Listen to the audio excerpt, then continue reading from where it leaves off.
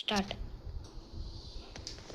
Hi పిల్లలు, welcome to Yuvan YouTube channel. అందరూ బాగున్నారా? ఇవాళ మనము ఒక చిన్న కథ చెప్పుకుందామా?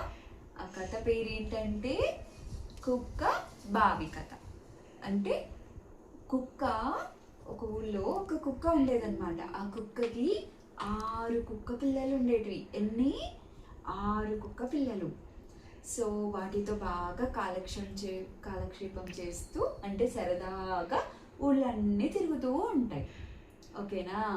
ఆ ఊళ్ళు తిరుగుతూ ఉండగా ఒక బావి కనిపిస్తుంది. వాళ్ళ అమ్మ అన్నీ చెప్తూ ఉంటుంది.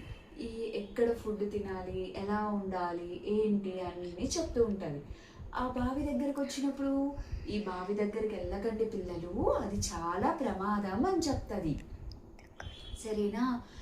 కానీ ఆ పిల్లలు ఆడుతూ ఆడుతూ ఒకరోజు ఆ బావి దగ్గరకు వస్తాయి. 6 కుక్క పిల్లల్లో ఒక కుక్క పిల్ల అమ్మ ఎందుకు ఇలా చెప్పింది అని ఆ బావి దగ్గరికి వెళ్తాదనమాట.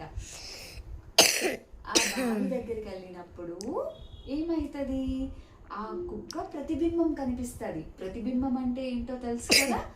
మన రూపంలో కనిపిస్తుంది. మనం మిర్రర్లో చూసుకుంటాం కదా, దాన్ని ప్రతిబింబం అంటాం. సో అప్పుడేమవుతుంది? ఆ కుక్క ఇంకొకటి ఏదో పెద్ద కుక్క ఉంది ఇందులో, అది నన్ను చూస్తుంది అని చెప్పి గట్టిగా అరవడం, మురుగుతుంది బౌ బౌ అని. అక్కడ దాని ప్రతిబింబమే కదా, అది కూడా మురుగుతుంది అనుకొని అది బావిలో దూకేస్తుంది. ఇంకా అది చూడు, కాపాడండి కాపాడండి అని అరుస్తూ ఉంటుంది కుక్క పిల్ల.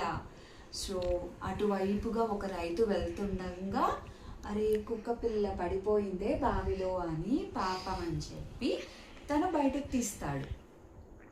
చూసారా పిల్లలు, పెద్దలు చెప్పిన మాట వినాలి. కావాలంటే ప్రశ్నించచ్చు, కానీ వాళ్ళ మాటని ఎప్పుడు ధిక్కరించకూడదు.